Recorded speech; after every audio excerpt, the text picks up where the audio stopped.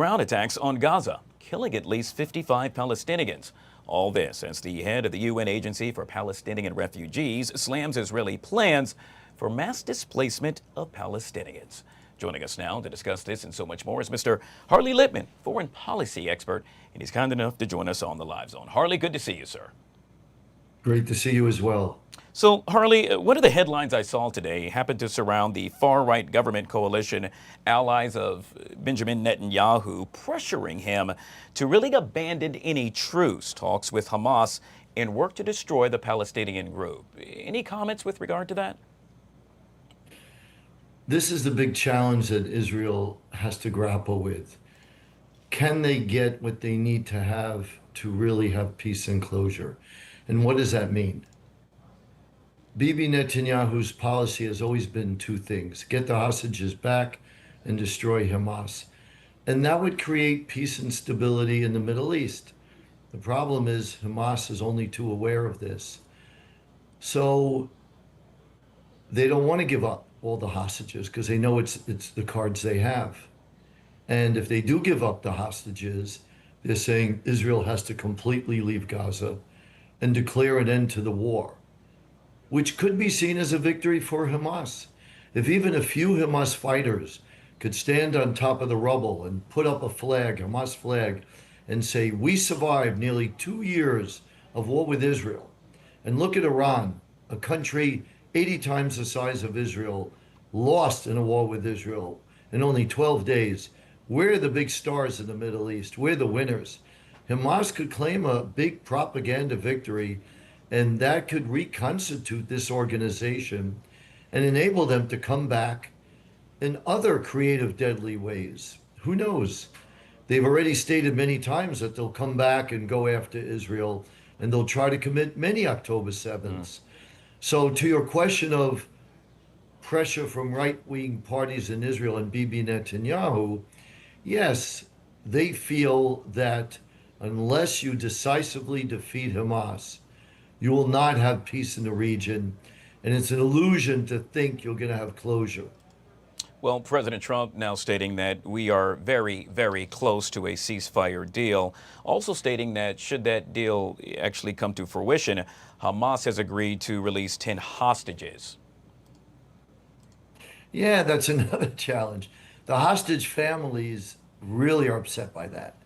They think it has to be one group entirely. It's a lot of stress on them because who picks the 10 out of the 20?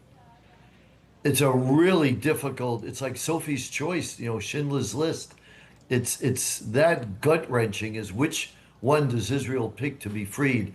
They generally pick the weakest ones, the ones that may be wounded, any elderly, women.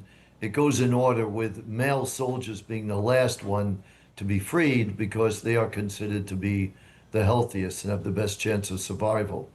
But for every hostage released of the 10, there's another one that stays behind, and it causes a lot of stress within the hostage families. So even this kind of deal, while 10 is better than nothing, causes a lot of grief and tension among hostage families. We have a lot to cover here, Harley, including one of the topics and or discussions that a recent Israeli official made mention of, and that is intel now showing enriched uranium was actually at an Iran site when bombed. Bottom line, it looks like it was there all along. Yeah, I mean, there's no doubt that Iran had enriched uranium. They were enriching it at 60%, dramatically more than anything you need for civilian purposes. The only reason why they were doing it was to build a nuclear bomb. There could be no doubt about that. They're not building a nuclear reactor deep into a mountain for no reason. They're doing it because they know they're building a nuclear bomb, and they're trying to hide it from the Israelis and the Americans.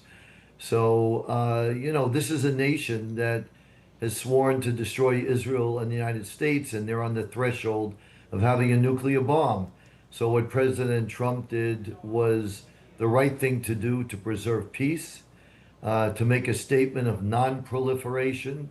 You don't want countries in that region to develop a nuclear bomb. And if Iran developed one, other Arab nations says they will get one. And in that part of the world, someone will end up using one. It also made a statement of deterrence that America is in the game, that America will use military force, act decisively and effectively. And I think all that created the conditions as to where I'm actually very optimistic. I think we're going to see many countries enter the Abraham Accords. But will this all be derailed following what a top Iranian official had to say yesterday, and that is threatened to kill President Trump at his Florida estate using a drone, saying that they would do so perhaps while he sunbathed. President Trump then responded by stating he took that as a threat. It is a threat. You know, Iran has tried to assassinate President Trump before.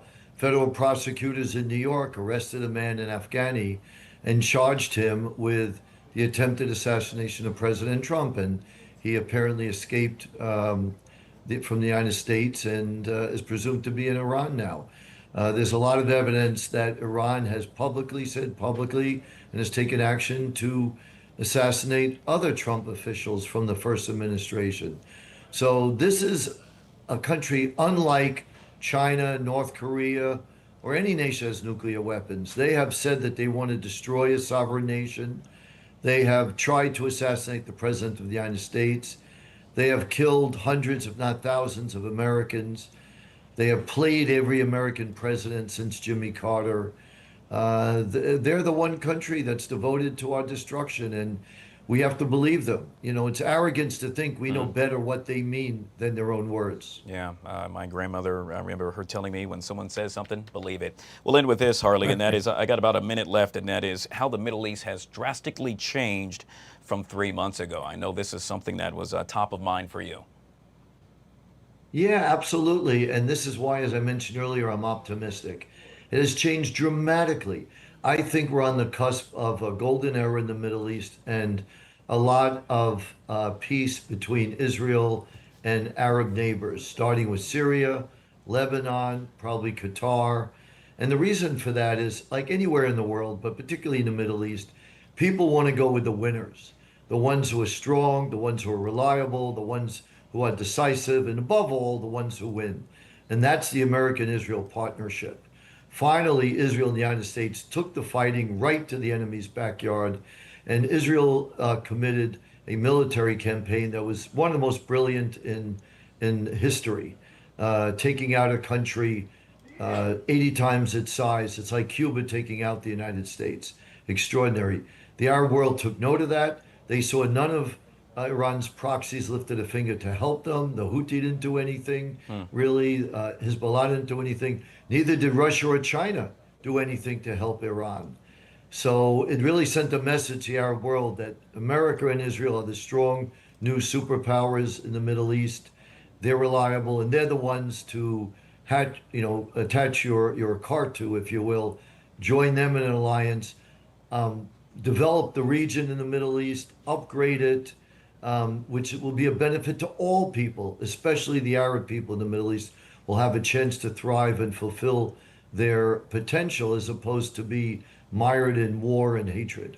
I've said it many a times, and I'll say it again. We all are hoping for peace within that region. We've been speaking with Mr. Harley Lippman, foreign policy expert, yet again, kind enough to join us on the live zone. Always good to see you, Harley. Thank you so much for coming on the show. My pleasure.